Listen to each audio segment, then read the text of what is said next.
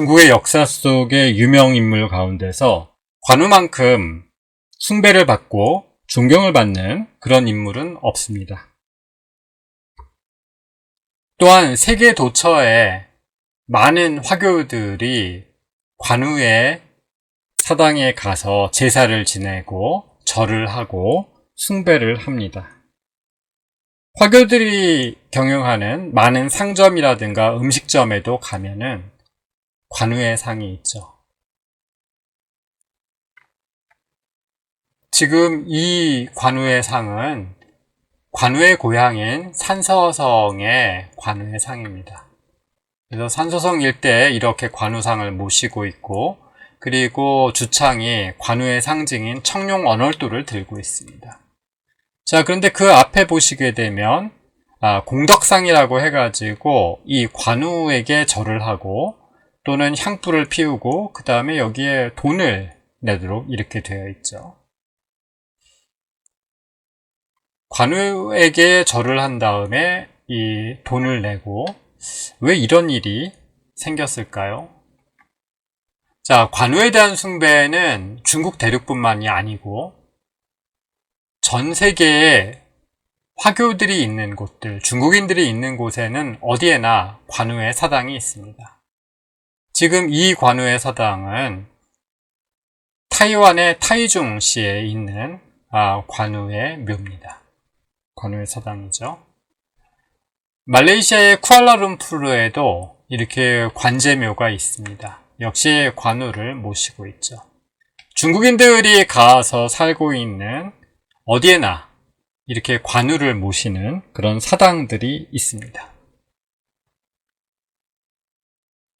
지금 이 관우의 모습은 황제의 모습을 하고 있는데 중국의 루오양, 낙양의 관제묘에 있는 관우상입니다.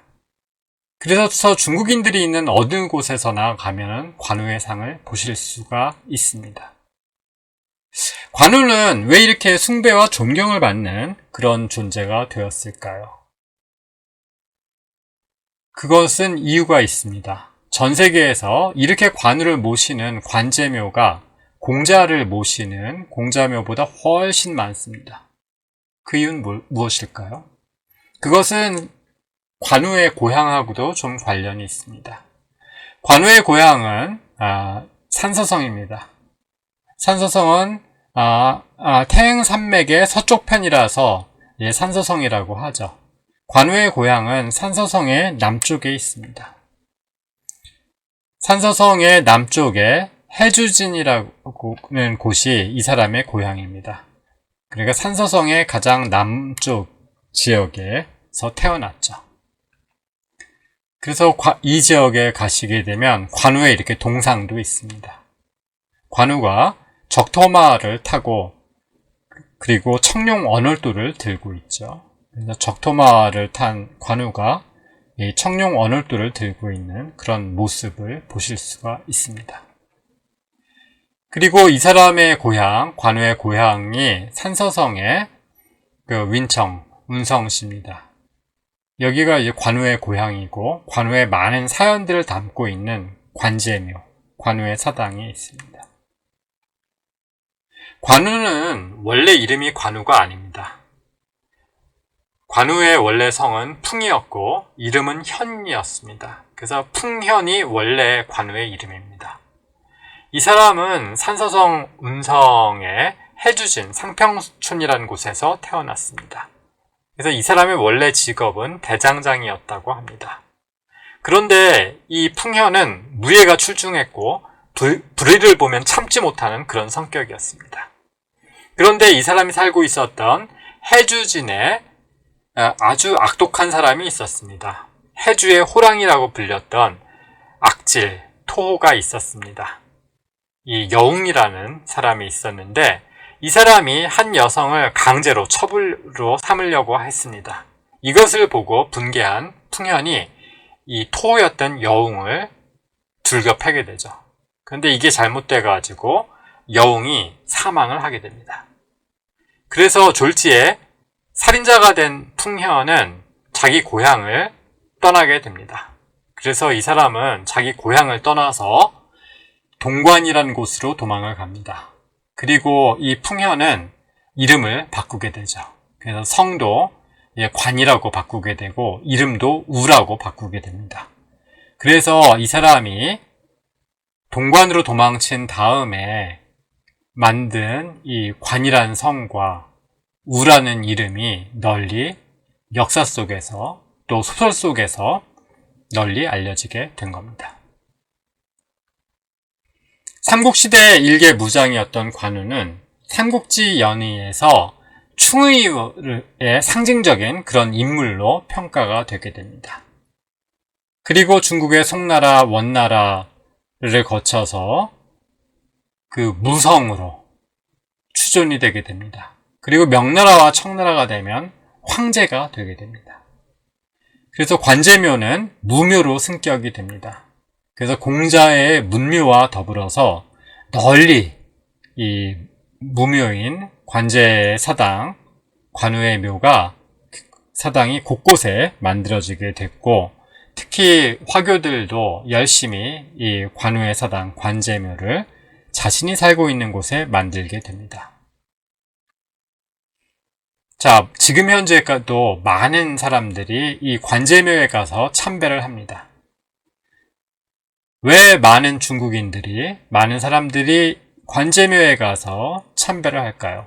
그것은 관제묘에 관광을 하기 위해서 가기도 하겠죠. 그리고 삼국지 소설을 읽고 감명을 받았다서 관우의 사당에 가기도 합니다. 그러나 많은 사람들은 이런 이유 말고 다른 이유로 관제묘에 갑니다. 관제묘에 많은 사람들이 가는 것은 재신인 관우에게 부자가 되게 해달라고 기원하러 가는 겁니다. 관우는 평생 돈을 벌어본 적이 없는 그런 사람이죠. 부자가 됐다는 얘기도 들어본 적이 없습니다. 삼국지 연의에 나오는 소설 속의 관우는 싸움을 잘하고 아주 무예가 뛰어나서 용맹하게 싸우고 전쟁에 나가서 싸우고 또 유비에게 죽을 때까지 충성을 한 신의를 지킨 그런 인물이죠. 근데 이 사람이 왜 돈의 신, 재신이 됐을까요? 그것은 이 사람의 고향과 관련이 있습니다. 이 사람의 고향인 산서성은 중국의 명나라와 청나라 때 부자 상인들이 많이 나온 곳입니다.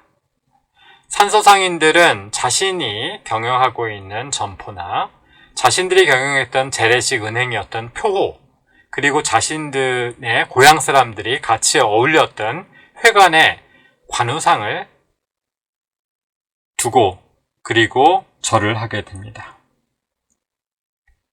산서상인들은 관우에게 제사를 지내고 관우상 앞에서 신을 지킬 것을 맹세를 하기도 했습니다.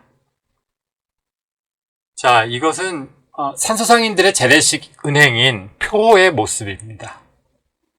산서성의 중부 지역에 특히 이 표호를 비롯해 가지고 돈을 많이 번 상인들이 많이 나왔습니다. 이 표호의 산서상인들은 많은 돈을 만졌습니다. 명나라와 청나라 때 중국은 은본위제 국가였습니다. 그리고 가장 돈이 많은 상인들이 바로 이 산서상인들이었습니다. 그래서 이 산서상인들의 그 점포에는 많은 돈이 있었죠. 그리고 이 산서상인들은 자신의 상점 안에, 점포 안에 이렇게 관우상을 두고 있었습니다. 자, 그래서 이런 전통은 지금도 이어져서 많은 중국인들이 경영하고 있는 그런 점포, 음식점 이런 데 가면 춘추를 들고 있고 청룡 원월도를 가지고 있는 관우상이 있습니다.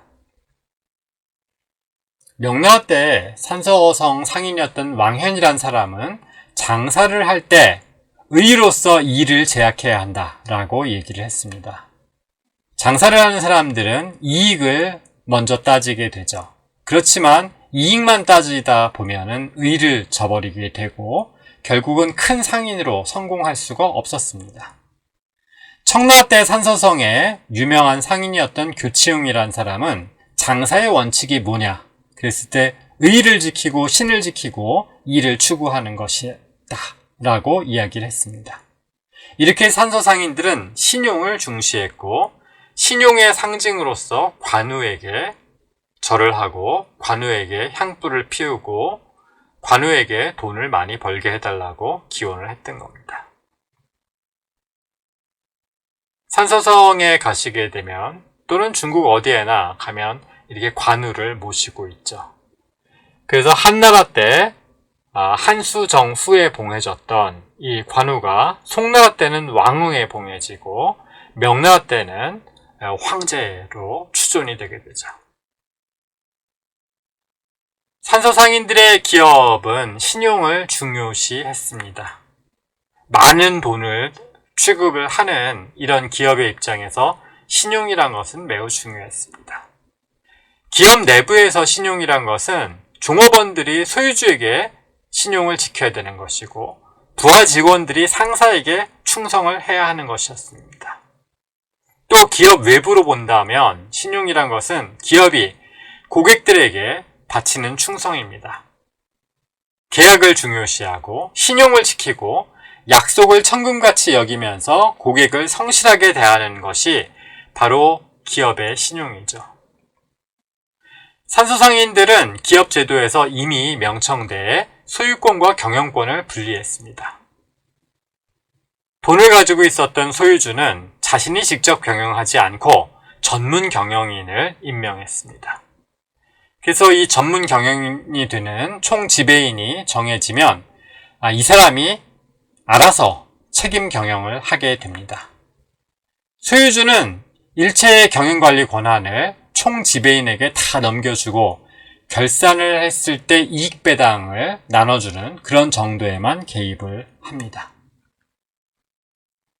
자, 산서상인들은 많은 돈을 다루게 됩니다. 왜냐하면 중국에서 가장 부유한 상인들이 산서상인들이었죠. 그러다 보니까 이 사람들이 있는 그 점포에는 많은 돈이 있었습니다. 이 돈을 다루는데 부정부패나 비리가 생기지 않고 횡령이라든가 이런 것이 생기지 않으려면 신용이 필요했죠. 신의, 믿음 이런 것이 필요했습니다. 실제로 이 소유와 경영이 분리가 되면서 소유주와 총 지배인의 권리와 책임, 이익 이런 것이 반드시 일치하지 않았습니다. 왜냐하면 이때는 주식회사가 아니었죠. 그래서 소유주는 무한한 책임을 져야 됐고 반면에 총 지배인은 권리와 이익이 있었지만 무한 책임을 지는 그런 것은 아니었습니다. 자, 그런데 이렇게 소유주에 대한 총 지배인의 충성 이런 것은 다른 사람들의 부탁을 받으면 그 일에 정성을 다한다는 그런 도덕 규범 이런 것이 필요했습니다. 그래서 관우가 유비에게 충성했듯이 총 지배인도 소유주에게 충성을 하기를 바랬습니다. 특히 그래서 산서상인들은 관우의 충의를 모범으로 삼아서 총 지배인의 행위를 규제하려는 그런 생각을 했습니다. 그래서 이 전통적인 은행업을 경영했었던 산서상인들의 표호에서는 많은 고객들의 금이나 은을 표호에 맡기고 환원을 받는데 이 신용이 아주 중요했습니다. 왜냐하면 금이나 은이라든가 이런 돈을 표호에 맡기고 받는 것이 환어음인데 이 환어음으로 다시 다른 점포나 이런 데 가서 그 자신이 맡겼던 금이나 은이라든가 이런 돈을 바꿀 수 있을지 어떨지는 그 산서상인들이 경영했던 이 표호들의 신용에 따라서 좌우가 되는 겁니다. 근데 믿고 맡길 정도로 산서상인들이 경영하는 이 전통적인 은행, 표호의 신용이 있어야 되는 것이었죠. 그만큼 신용이 중요했습니다. 산서상인들은 이런 고객들이 맡긴 돈, 이것을 반드시 되돌려주고 그런데 굉장한 노력을 합니다. 실제로 근대 중국에서는 많은 혼란이 있었습니다.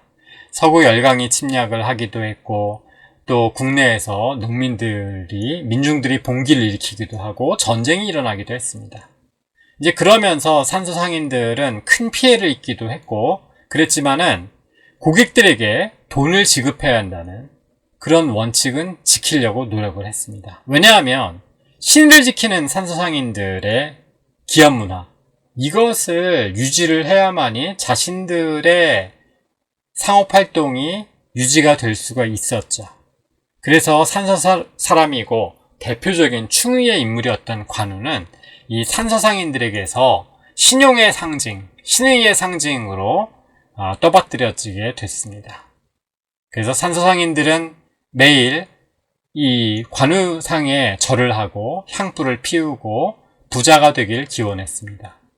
이런 돈이 많은 산소상인들이 관우상을 모시고 절을 하고 향불을 피우는 그런 것들을 보면서 부자가 되기를 원하는 많은 중국인들은 이 부자가 되고 싶은 그런 마음을 담아서 관우상을 모시고 관우에게 절을 하고 향불을 피우면서 자신도 산소상인 같은 부자가 되기를 기원했던 것이라고 할 수가 있겠습니다.